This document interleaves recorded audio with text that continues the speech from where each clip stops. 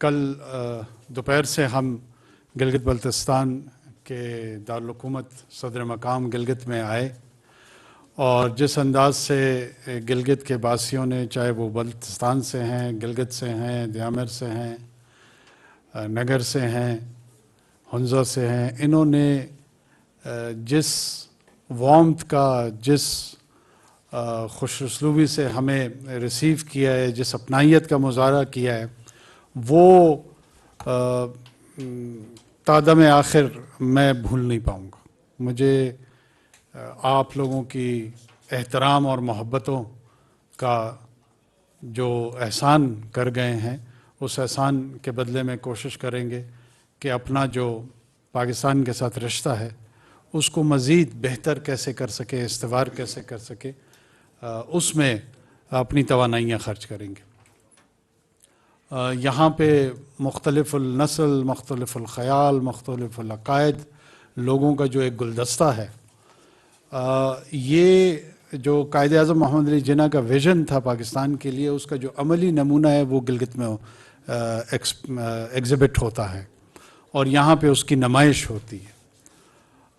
وہ ایک ایسے ہی وطنیت کا تصور ان کے یہاں تھا کہ لوگ ہوں گے مختلف، انسان کبھی ایک جیسے نہیں رہ سکتے۔ انسان اپنی تاریخ میں جو ہے نا، وہ اختلاف اور مختلف النوع فکر کے تحت اس نے زندگی گزاری ہے، جتنی بھی انسانی تاریخ ہے۔ تو مونوٹنس اس کی زندگی میں کوئی بھی شے نہیں ہو سکتی ہے، اور وہ اس کی جو تخیر ہے، اس کی جو تبدیلی ہے، اس پہ وہ یقین رکھتا ہے۔ اس تبدیلی کی بنیاد پہ وہ مختلف کلچرز بھی اپناتا ہے، مختلف زبانیں بھی اپناتے ہیں، ورنہ سارے انسان ایک جیسی زبان بول رہے ہوتے نہیں بولتے۔ ہر علاقے میں اپنی بولی جو ہے نا وہ خود ہی انہوں نے ڈیزائن کی۔ لیکن ان تمام اختلاف اور مختلف النوع جو حیثیت ہے، جو شناخت ہے، اس کی بنیاد پہ اکٹھے زندگی کیسے گزارنا ہے، یہ انسانیت کی معراج ہے۔ انسان کی معراج کی بنیاد یہی ہے کہ وہ زبان میں، نسل میں، رنگ میں، عقیدے میں ایک دوسرے سے مختلف ہو، اور اس کے باوجود ایک دوسرے کے حقوق کو وہ یکساں تسلیم کرے۔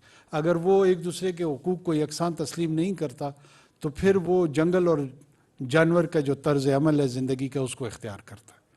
اس میں جو طاقتور جانور ہوتا ہے وہ کمزور جانور کو آ لیتا ہے، جو زیادہ گیدڑ اکٹھے ہو جاتے ہیں وہ شیر کے پیچھے پڑ جاتے ہیں، کہیں پر وہ آبادی کی بنیاد پہ، قدری صلاحیت کی بنیاد پہ وہ اپنے آپ کو دوسروں سے بہتر محسوس کرتا ہے۔ لیکن جو انسانیت کی معراج ہے وہ یہ ہے کہ وہ صرف ابن آدم کے تصور کے طور پر اپنے آپ کو یکساں سمجھتا ہے۔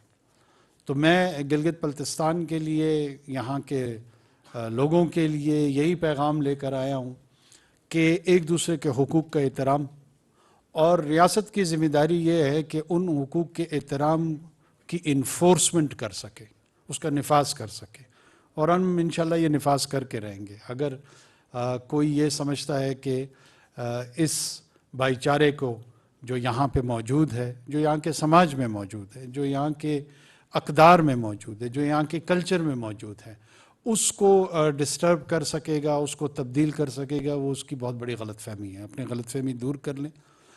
ہمارے ہاں قربتیں زیادہ ہیں، دوریاں کم ہیں، اور جو دوریاں خدا نخواستہ کسی بھی غلط فہمی کی بنیاد پر اگر سامنے آئی ہیں یا لائی گئی ہیں، ان کو بھی حکمت کے ساتھ، ہمت کے ساتھ انشاءاللہ ہم کوشش کریں گے کہ دور کریں۔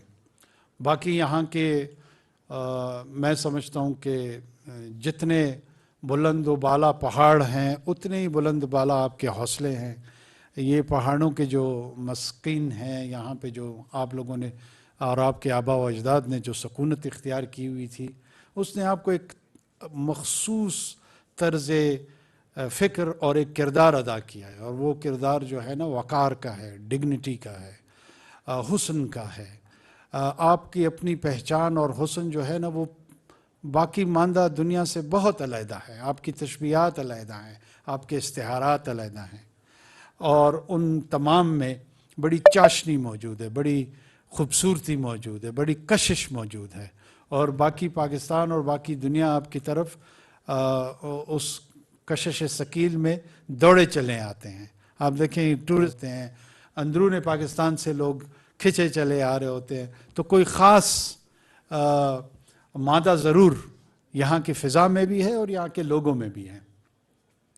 ہماری پوری کوشش ہے کہ انشاءاللہ مختلف مواقع، یہاں کے آئینی سوالات ہیں اس پہ بھی ہماری بہت تفصیلی بات چیت دوستوں کے ساتھ ہوئی ہے، چیف منسٹر صاحب کے ساتھ ہوئی ہے، گورنر کے ساتھ، ان کے کابینہ کے ساتھ، اس کے علاوہ جتنے سٹیک ہولڈرز ہیں ان کے ساتھ ہوئی ہے. اور یہ جو ابتدائیہ ہے ہماری حکومت کے دورانیہ میں، یہ شروعات اس کی ہوئی ہیں، اختتام صرف اس ایک دن پہ نہیں ہوگا. ہم تسلسل کے ساتھ گلگت اور بلتستان کے مسائل کے ساتھ جڑے رہنے کی کوشش کریں گے، اور جس حد تک ممکن ہوگا اسے انشاءاللہ حل کرنے کی بھی کوشش کریں گے.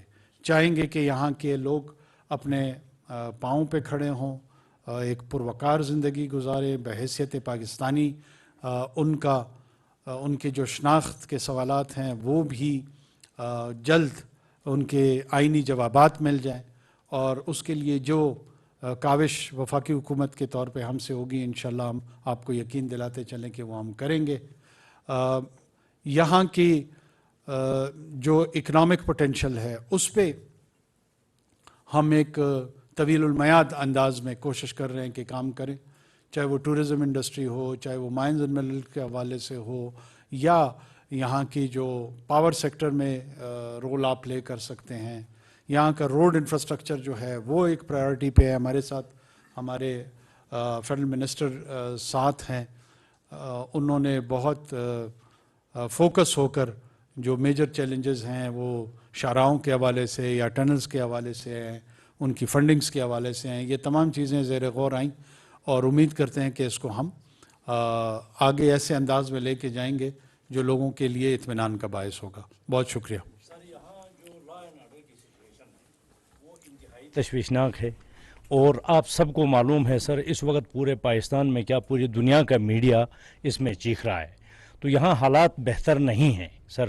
آپ کے دورے سے لوگوں کی بڑی امیدیں وابستہ ہیں کہ آیا آپ کے دورے کے موقع پر کیا فیصلے کیے گئے اس صورتحال کو بہتر کرنے کے لیے. 4G سروس بھی 12 روز سے بند ہے، تو یہاں کا نظام بالکل مفلوج ہے سر. اسٹوڈنٹ اس میں متاثر ہیں، عام ٹورسٹ متاثر ہیں سر. ٹورزم کو شعبہ جو ہے بہت تباہ ہو گیا ہے.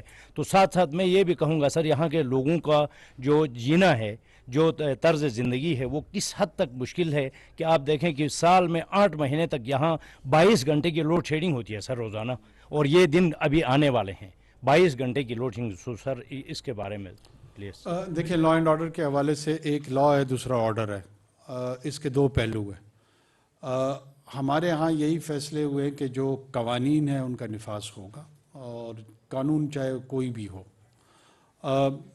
جو مائنورٹی کے ایسے لوگ دونوں تینوں چاروں اطراف ہو سکتے ہیں، جو کہ چند لوگ ہوں گے یا 20 ہوں گے یا میکسیمم میرے خیال میں سینکڑوں ہوں گے، اگر وہ یہ سمجھتے ہیں کہ وہ کسی ایک ایجنڈے میں سستے انصاف کی فراہمی کے لیے کیا آپ مستقبل قریب میں کوئی اپائنٹمنٹ کریں گے اس حوالے سے؟ یہ ایشو کل بھی ریز ہوا تھا. میں آپ کو یہ انشور کرا دوں کہ انشاءاللہ بہت جلد آپ اس حوالے سے خوشخبری بھی سنیں گے، اور کوئی بولی نہیں لگے گی. ہم جو ہے نا بولیوں کا گلا گھونٹنے آئے ہیں، بولیاں لگانے نہیں آئے ہیں. وزیر اعظم صاحب، گلگت بلتستان مالی بحران کا شکار ہے. یہاں کی جو واحد یونیورسٹی ہے قراقرم یونیورسٹی، گزشتہ کئی روز سے وہاں کے طلباء جو ہیں وہ فیسوں میں اضافے کے خلاف احتجاج کر رہے ہیں. تو کیوں نہ اس گلگت بلتستان کی اس یونیورسٹی کا وفاق جو ہے اس کی سرپرستی کرے، اس کے مالی بحران کو دور کرے؟ کل رات ہماری وائس چانسلر صاحب سے اس سلسلے میں ملاقات اور بات ہوئی ہے، اور ان کو فائنانس ڈویژن کے ساتھ ہم نے لنک کیا، اور انشاءاللہ اس کے مسائل کو، فائنینشیل مسائل جو ہیں ان کو ہم بالکل سمپیتھیٹکلی ایڈریس کریں گے. نیشنل انٹرسٹ کو نقصان پہنچانے کے لیے جو ایلیمنٹس کام کر رہے ہیں اس وقت گلگت بلتستان میں، شاید دنیا کے جتنے بھی اہم انٹیلیجنس ایجنسیاں ہیں سب کا اثر رسوخ گلگت بلتستان میں ہے، اور کسی نہ کسی شکل میں ان کی موجودگی نظر آتی ہے. تو یہ نیشنل انٹرسٹ کو چیلنج کرنے والے جو بھی ایلیمنٹس ہیں، ان کا کلا کما کرنے کے لیے اور ان کو سیدھا کرنے کے لیے کس طرح کے فیصلے کیے گئے ہیں؟ کیا یہ فیصلے ہوں گے یا لک بزی ڈو نتھنگ؟ دیکھیں، کن کی پریزنس یہاں ہے انٹیلیجنس آؤٹ فٹس کی یا نہیں ہے، میں آپ کے توسط سے بتاتا چلوں کہ پاکستان کے اندر جو پاکستان کے انٹیلیجنس آؤٹفٹس ہیں اسی کا اثر ہوگا، اسی کے زیر اثر ہم چیزوں کو انالائز بھی کریں گے، دیکھیں گے بھی، اور اگر کسی نے معاشرے میں جڑنا ہے تو وہ وہی ادارے ہیں جو آپ کے قومی ادارے ہیں۔ اس کے علاوہ نہ کسی ادارے کی گنجائش ہے، نہ کسی ملک کی گنجائش ہے، نہ کسی معاشرے کی گنجائش ہے۔ ون نیشن، ون لا، ون سلوگن، اور وہ ہے پاکستان۔ جس کسی کو کسی اور حوالے سے کسی سے کوئی امید ہے یا خوش فہمی ہے یا غلط فہمی ہے، وہ دور کر لے تو زیادہ بہتر ہوگا۔ وزیر اعظم صاحب، آپ گلگت بلتستان آئے، آپ کا بہت شکریہ، لیکن ان خوبصورت وادیوں میں رہنے والے عوام بہت سارے مسائل کے شکار ہیں۔ خاص کر یہاں پہ 4 ڈسٹرکٹ کے نوٹیفائی ہوئے تھے لیکن اب تک ان پہ امپلیمنٹیشن نہیں ہوئی ہے۔ کیا آپ کے دور حکومت میں یہ پاسبل ہوگا؟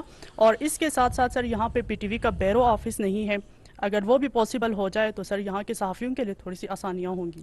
مجھے ایک حوالے سے خوشی یہ ہو رہی ہے کہ ابھی تک جتنے سوالات سامنے آ رہے ہیں ان میں سے کوئی ایسا نہیں ہے جس کے متعلق ہم نے بات نہ کی ہو یا کوئی نہ کوئی فیصلہ نہ کیا ہو۔ مرتضیٰ سولنگی صاحب میرے ساتھ کھڑے ہیں، پی ٹی وی کے حوالے سے کل رات ہم نے ان کو انسٹرکشنز دی ہیں، بہت جلد اس کے اسٹیبلشمنٹ، سینٹر کے اسٹیبلشمنٹ کے حوالے سے بھی ڈیسیجن ہوگا، اور ساتھ میں نے ان کو کہا ہے کہ 2 دن کے لیے کم سے کم پی ٹی وی پہ کوئی ٹاک شو ہو جس میں شنا اور جو بلتی لینگویج ہے اس کے کوئی ٹاک شوز ہونے چاہیے جو آپ کے یہاں کے معاشی مسائل ہیں، سیاسی مسائل ہیں، کوئی نہ کوئی پلیٹ فارم ہونا چاہیے جو آپ کو لوگوں کو موقع فراہم کر سکے تاکہ وہ زیر بحث ان مسائل کو لے کر آ سکیں۔ بہت شکریہ۔